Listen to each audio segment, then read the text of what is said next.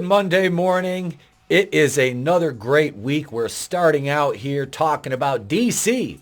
David Zaslav, the rebuilding phase over there. Let me take this opportunity to say I hope you all had a wonderful Thanksgiving. To my friends in the U.S., if you celebrate it, awesome. If not, I just hope you had a great 4-day weekend. Maybe get some Christmas shopping done as we're going into season. I know I've got all my Christmas decorations up already. Yes, I'm that person. 4 Christmas trees. Yes, that's me.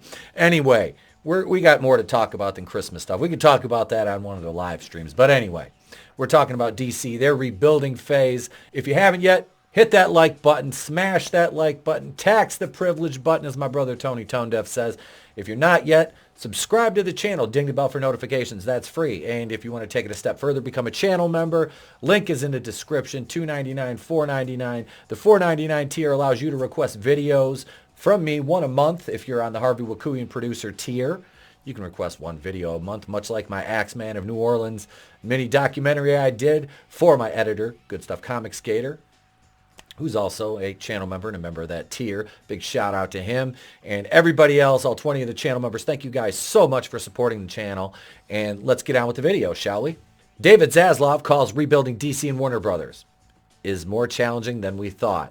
We have an awful lot to do and an awful lot to undo. This came out this morning by JB Augustine. Big shout out to JB and the crew over at Bounding Into Comics. Here we go. Warner Discovery CEO David Zaslav is being brutally honest about what it's like restructuring Warner Brothers, and it's no easy task, as it turns out he inherited a bigger mess than he thought he would.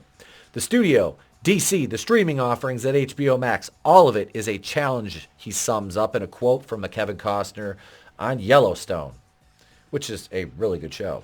We have an awful lot to do and an awful lot to undo, Zaslav said during a keynote conversation with RBC Media Conference as reported by Deadline. It was much more challenging than we thought. You opened up the closet, things fell out. We are fixing them. Some assets are better than we thought. At the core, the talent is better than we thought. See, you got to start out with the positives when you're entering a rebuilding phase like this, like Zaz is, and benching some garbage projects and pushing other things to the forefront to win back audience confidence is another thing. Now, they're dealing with this Black Adam situation too, which that movie just is going to lose money. It'll be lucky if that one breaks the 400 million mark, or if it does, it'll be slightly above and probably nothing more until it, hits the video market and Blu-ray and all that. However, the tenacious executive feels up to the challenge. In fact, he welcomes it. But there was a lot that was unexpectedly worse than we thought, he continued. For me, I don't want to buy a company that is really well run. It's hard to make it better. So every day we open a closet and something comes out. HBO Max is the most cluttered closet, bursting at the seams from mismanagement for the past 2 years and dubbed irrational by the executive. Content including major releases available in 2021 netted subscribers who didn't stay long. Right now, we can get 30 million people with Euphoria, but they can come on for 2 months, watch Euphoria, and then leave. Zaslav added, do we want to create incentives for people to be there? There are a lot of companies that have a business where the majority of people are there for the year. According to his numbers, HBO paid $2.5 billion for content in 2019, and that's exactly how much they made that year. Last year, they spent almost $7 billion, losing $3 billion, and that is a hit for anybody to take. I don't know if I've ever seen anything like that, he said, making note of all those direct-to-streaming movies released last year right on top of the service. Zaslav continued, our whole library went to HBO Max. We weren't selling any of it, but it was all there, and most of it was not being watched or adding subscribers. We looked and we said most of that is not being watched, or we don't think anyone is subscribing because of this. We could sell it non-exclusively to someone else, he explained, realizing at the same time the options of taking matters into their own hands is still in play.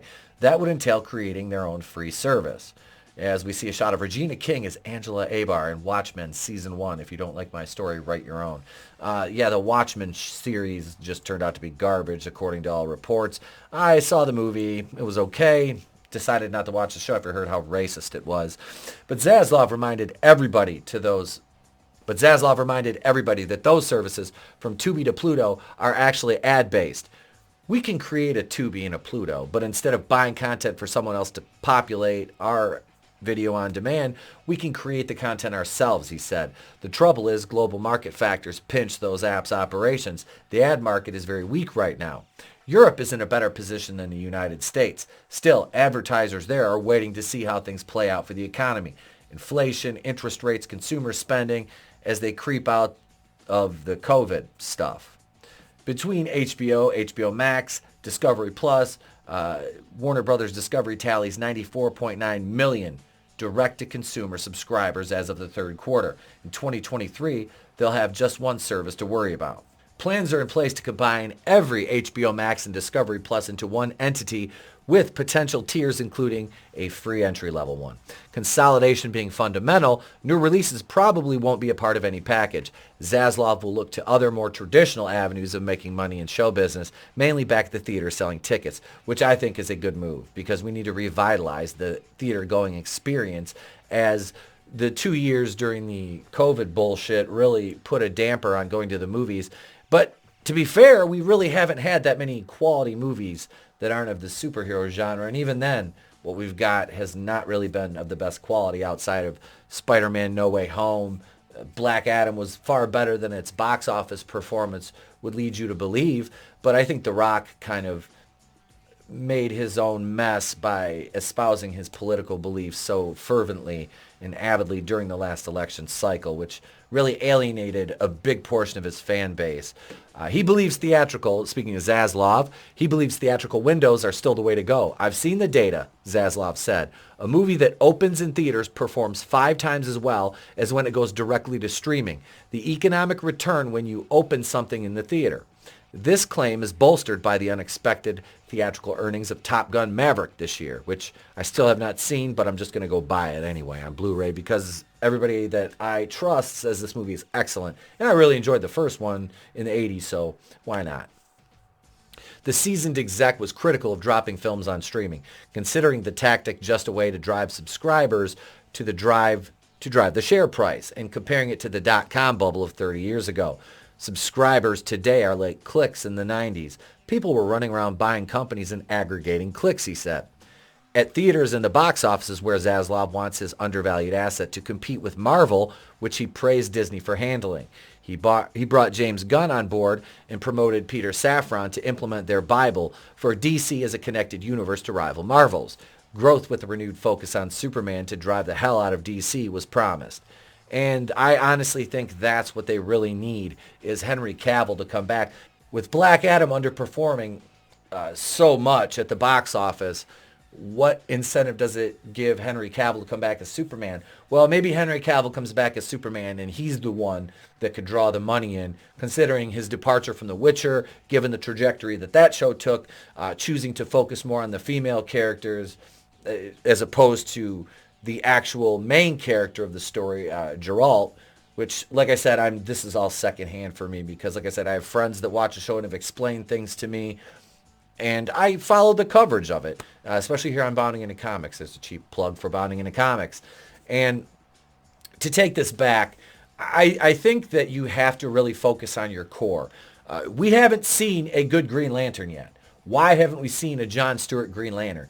That needs to be prioritized. You want diversity that's organic. There you go. John Stewart is a popular iteration of the character, and they could really use that as a springboard to breathe some more life into this and get that diversity they crave, but make it in a way that people aren't going to be like, ugh, and roll their eyes at it, like so many of these movies that tout their diversity as the strength of the movie, and when you get into the weeds of it, the movie is just bad.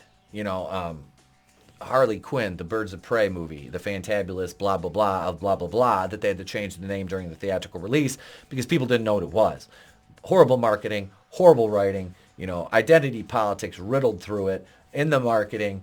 And the same can be said for a lot of these properties now. Wakanda Forever is the same way. And yeah, so DC has a lot of work to do. I think personally that their best move and their best bet would be not to think about Marvel. Honestly, do your own thing. DC has a rich history. Like I said, I've got the DC character Bible back there on the shelf, and they have so many characters they can pull from.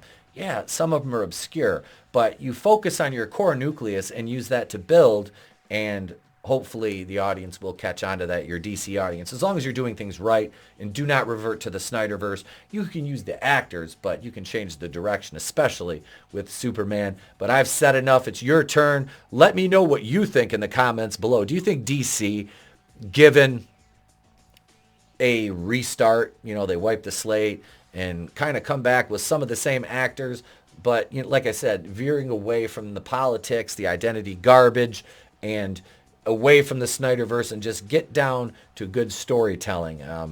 I hope that James Gunn and Safran can bring something to this, and we please do not ever see Ta-Nehisi Coates' Superman movie.